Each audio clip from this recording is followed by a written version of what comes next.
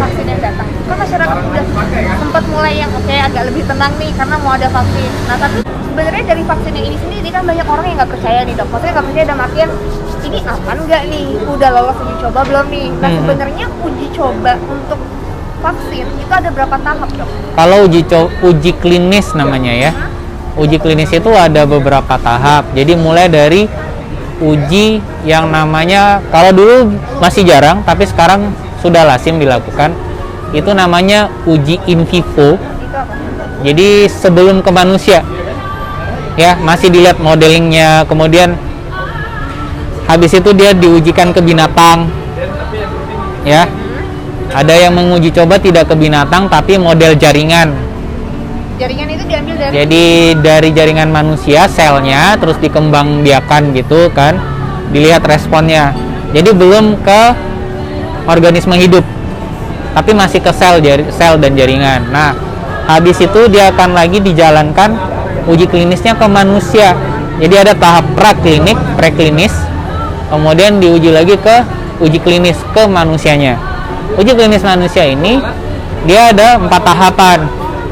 Jadi yang fase 1 itu biasanya melibatkan beberapa puluh orang. Kalau aman, baru dia masuk ke uji klinis fase 2, melibatkan ratusan orang. Habis itu di uji klinis fase 2 aman, dia masuk lagi ke uji klinis fase 3 yang melibatkan ribuan orang. Nah sekarang kan majority dari kandidat vaksin itu sudah berada pada fase 3 atau mendekati menyelesaikan fase 3. Oke. Nah, jadi yang datang ke Indonesia kemarin kan ada tuh virus datang. Vaksin. Ada vaksin datang ke Indonesia. Ya. Jadi virus. Ada vaksin datang ke Indonesia. Nah, ini sudah melewati tahap yang mana, dok? Ini kan vaksin kita ada banyak ya, ada Sinovac, ada Pfizer, ada macam-macam. Ya. Yang datang ini Sinovac ya? Yang datang duluan kan Sinovac ya. Duluan. Tapi kita juga tahu Sinovac ini menurut data yang mereka rilis dan kita kantongi, mereka udah pada fase 3 juga. Berarti sudah melewati fase 1 dan 2. Ya. Nah, fase 1 dan 2 berarti sudah diuji coba pada puluhan orang, clear. Ratusan orang, clear. Dia kemudian maju ke fase 3 yang dilakukan di beberapa negara. Ini udah selesai belum? Belum ya? Belum. Kok kita Belum. udah berani ngambil, dok? Jadi, ada persoalan lain. Kalau ini bukanlah kondisi wabah dengan kemampuan virus yang sebegini merusak, mungkin kita tidak perlu terlalu cepat mengambil langkah. Tapi persoalannya adalah jumlah pasien itu tambah banyak, satu. Yang kedua, vaksin ini bukanlah barang yang ujuk-ujuk bisa jadi. Jadi ada dalam tanda petik upaya saling merebut vaksin dari masing-masing, dari ratusan negara. Dia akan mengamankan stok. Oh, berapa sih keperluan negara gue, berapa keperluan untuk. Nah, ambil contoh. Jadi ini barang belum jadi. Jepang aja yang saya tahu ya, itu udah ngamanin dari beberapa bulan lalu 500 juta dosis vaksin. Dia juga belum lihat vaksinnya kayak apa.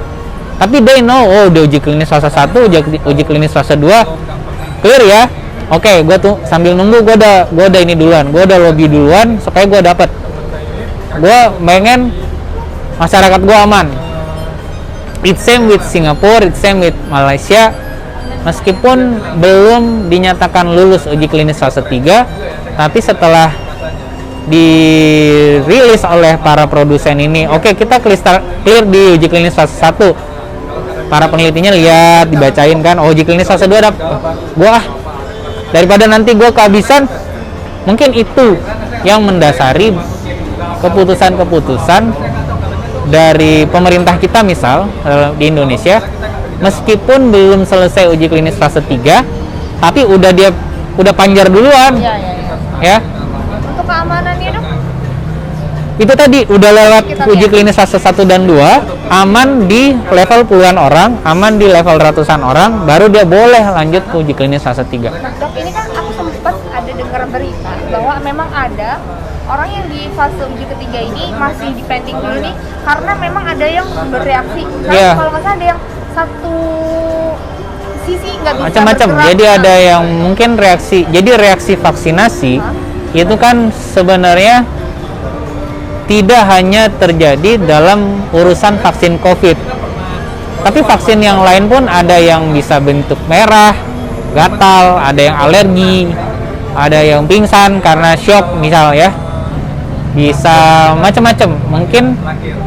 Dan kalau nggak salah ada yang video viral beberapa hari lalu, perawat habis divaksin pingsan. Iya.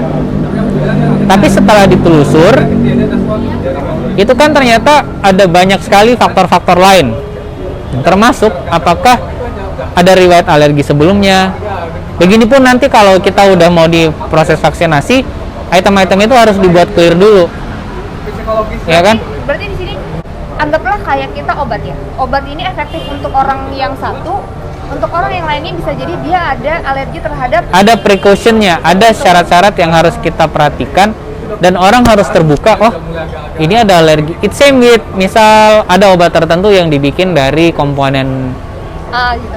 Kerang atau udang atau apalah, dan ternyata dia alergi seafood, ya kan? Dia harus kasih tahu ke dokter, dok, kalau saya makan ini itu sampai bisa bengkak tuh. Nah, berarti dokter harus timbang-timbang, gua kasih nggak nih, atau adakah sediaan lain sebenarnya. Jadi prosesnya dinamis dan memperhatikan banyak sekali faktor. Oh, berarti ini artinya untuk orang yang tadi ada apa sih efek jangka pendeknya, ini harus ditelusuri dulu. Harus telusuri dulu, gitu ya? Dia adakah alergi, adakah penyakit yang lain, atau bahkan apakah dia cukup istirahat sebelumnya. Berarti ini akan diambil kesimpulan untuk nanti orang lainnya ya, dok ya? Yes. Oh, okay. Jadi bukan item-item itu harus diperhatikan semua sih. Berarti bukan berarti ada satu orang yang alergi itu membatalkan semua untuk orang lainnya gitu ya? Kalau terjadi severe impact ya, severe effect, efek negatif yang berat, misal ada yang kecacatan atau meninggal dalam sebuah uji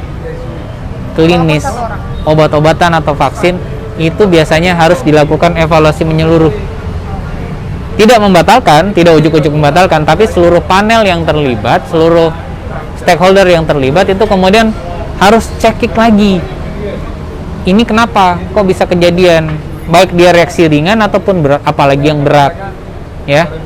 Apakah ada interaksi apa, atau misal ternyata ya memang dia punya penyakit lain yang kemudian pada saat kebetulan dia diberikan obat itu atau vaksin itu justru kambuh. Jadi dua hal yang berbeda kan, tapi kejadian pada satu orang yang sama.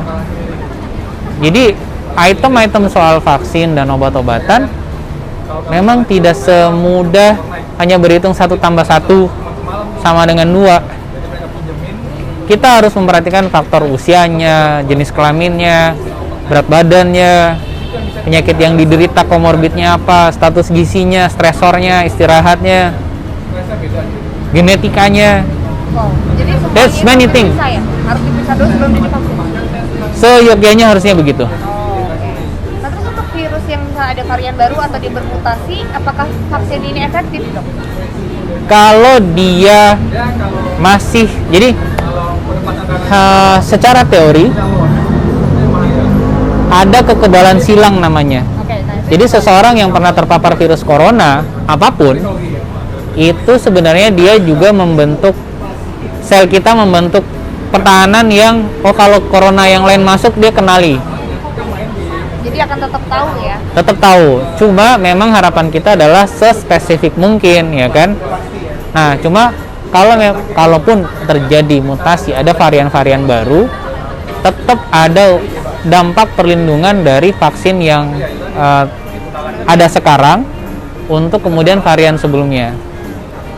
Nah, dok, ini kan banyak banget orang yang akhirnya takut karena jangka pendek atau jangka panjang. Banyak yang takut jangka panjang lah. Cara kita menyikapi jadi gimana nih untuk menghadapi vaksin yang datang?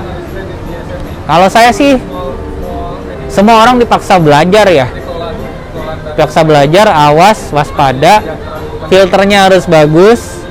Jadi cek, recheck, double check, triple check kalau bisa. Jangan cuma karena satu informasi kemudian kita terima telan mentah-mentah. Lihat dulu, kayak buku kan kita cari tahu tuh penulisnya siapa, ya. Kalau hadis kita cari tahu tuh perawinya siapa, periwayatnya siapa.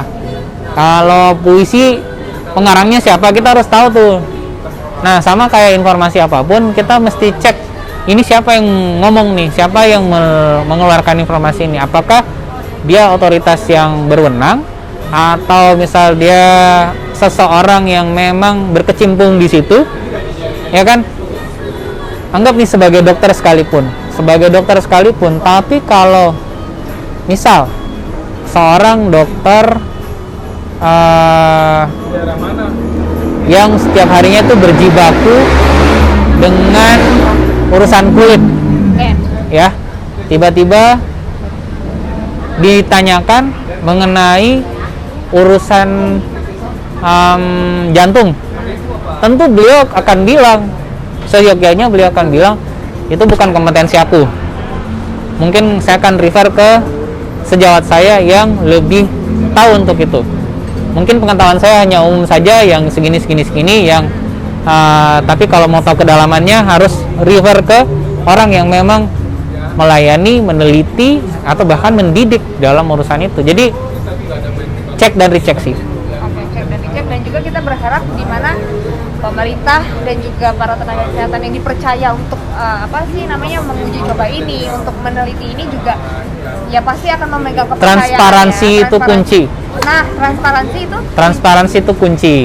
Keterbukaan itu kunci. Jadi kita selayaknya harus membuka informasi seluas-luasnya ke publik supaya tidak ada kecurigaan. Kan sekarang orang bisa saling curiga karena dia tidak menerima informasi yang utuh, ya kan? Nah, tapi kalau kita sudah buka, kita udah jelasin dengan baik dan disampaikan dengan bahasa yang memenuhi ekspektasi. Level edukasi masyarakat kita kan berbeda-beda ya. Ada yang S1, S2, S3, SD, SMP, SMA kan ada. Bagaimana mencoba memahamkan spektrum masyarakat yang begini luas ini untuk sepakat dalam satu urusan, itu tantangan. Itu tantangan. Jadi pertama openness, transparansi, kemudian komunikasi ke publiknya juga deliver dengan baik, ya harapan kita mah jadinya bagus. Ya, oke. Dan itu harus seimbang ya antara kita yang meriset dan juga kita, maksudnya itu sebagai jalan bareng. Harus jalan bareng, harus seimbang. Oke deh. Nah, dokter terakhir mungkin ada pesan. Kalau saya sih sarannya adalah mungkin bukan saran barangkali ya, tapi lebih ke harapan. Nah, kalau hitung-hitunganku ya, kita ini udah separuh jalan dari COVID ini, yang awal dimulai sampai selesai. Kenapa bilangnya begitu? Mungkin nanti pertengahan tahun atau di akhir tahun 2021 kita sudah bisa lebih kendalikan wabah ini dengan semua elemen yang kita kerahkan, mulai dari 3M, 3T, kemudian nutrisi, bagaimana rumah warga itu menjadi lebih sehat, dan menyusul vaksinasi, dan secara umum kita membudayakan pola hidup sehat. Kalau itu berhasil, anggaplah bukan 100%, tapi lebih dari separuh aja, maka kita akan mendekati selesainya wabah.